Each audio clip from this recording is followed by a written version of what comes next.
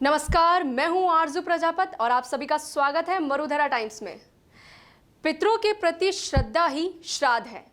पेट के श्राद्ध से विचारों का श्राद्ध अधिक महत्वपूर्ण है। जो जीते जी सम्मान के भूखे थे, उनके प्रति पेट का श्राद्ध जरूरी नहीं, विचारों का श्राद्ध चाहिए। हम सब जानते हैं कि जिसने जन्म लिया है उसकी मृत्यु निश्चित है। इस सृष्टि में जितने भी जीवित हैं उनकी एक उम्र होती है, उनके निर्माण का भी समय होता है। जैसे कि मनुष्य जन्म लेता है तो इसको जीवन में आने की एक प्रक्रिया माना जाता है, फिर अपने जीवन को सुचारू रूप से जीता है और अपने समस्त कार्यकलापों को संपन्न करते हुए मृत्यु को प्राप्त करता है। मृत्यु के बाद हिंदू मान्यताओं के अनुसार एक आत्मा को उसके जीवन के आधार पर स्वर्ग या नर्क की प्राप्ति होती है। यदि व्यक्ति ने जीवन में अच्छे कर्म किए हैं तो उसे स्वर्ग मिलेगा, लेकिन बुरे कर्म करने वाली आत्मा को नर्क का रास्ता दिखाया जाता है।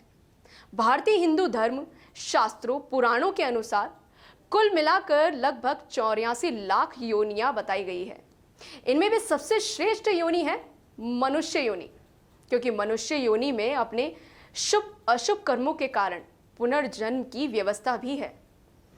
कहते हैं कर्मों के आधार पर आत्मा को देव योनि या फिर मनुष्य योनि प्राप्त होती है। अच्छे कर्म कर मोक्ष को प्राप्त करने वाली आत्मा को देव योनि मिलती है।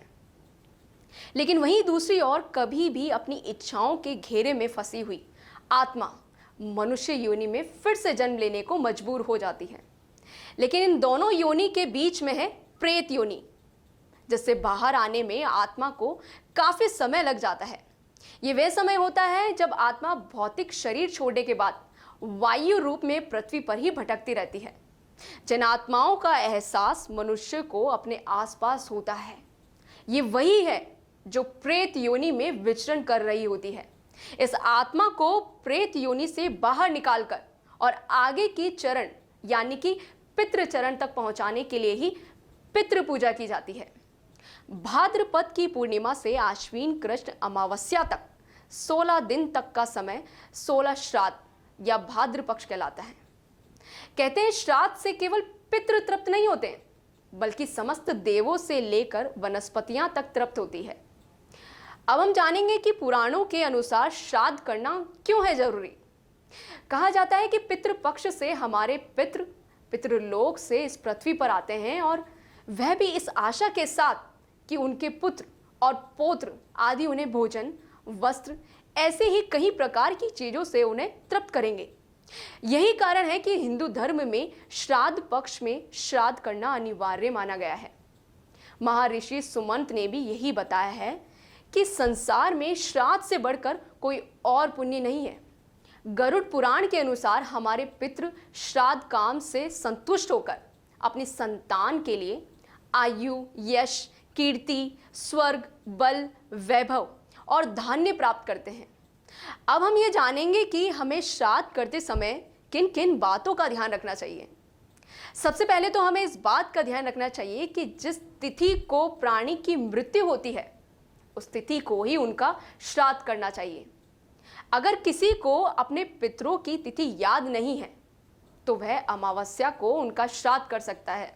दूसरी बात, अगर उनका कोई पुत्र ना हो तो विधवा पत्नी भी उनका श्राद्ध कर सकती है। तीसरी बात, अगर पुत्र ना हो तो पोता भी उनका श्राद्ध कर सकता है। अगर पोता भी ना हो तो उनके भाई, भतीजे या उनके पुत्र भी श्राद्ध कर सकते हैं। पुराणों के अनुसार ये कहा गया है कि श्राद्ध किसी योग्य ब्राह्मण के द्वारा ही संपन्न करवाना चाहिए तथा ब्राह्मण को अपने पितरों के पसंद का भोजन, वस्त्र तथा दक्षिणा देनी चाहिए। ऐसी मान्यता भी है कि पिता का श्राद्ध अष्टमी के दिन कराना चाहिए और माता का श्राद्ध नवमी के दिन, और जिनकी मृत्यु अविवाहित स्थिति में हुई हो उनका श्राद्ध पंचमी के दिन करवाना चाहिए। और जिन परिजनों की अकाल मृत्यु हुई है किसी दुर्घटना में या आत्महत्या के कारण, तो उनका श्राद्ध चतुर्दशी के दिन किया जाता है। श्राद्ध दिन में 12 बजे के बाद करवाने का प्रयास करें तो अति उत्तम माना जाता है। इस समय को कुतुब बेला कहा जाता है।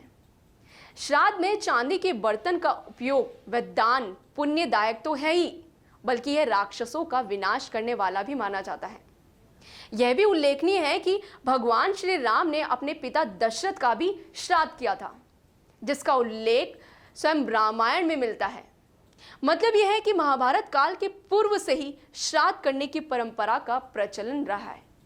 हालांकि परंपरा वैदिक काल से ही की जा रही है। वेदों में देवों के साथ ही पितरों की स्तुति का उल्लेख मिलता है। अपने माता पिता और पूर्वजों के प्रति कृतज्ञता की भावना व्यक्त करने का दिन ही श्राद्ध है। हमारे पूर्वजों के प्रति हमारा एक पवित्र कर्तव्य को पूरा निभाना ही श्राद्ध है।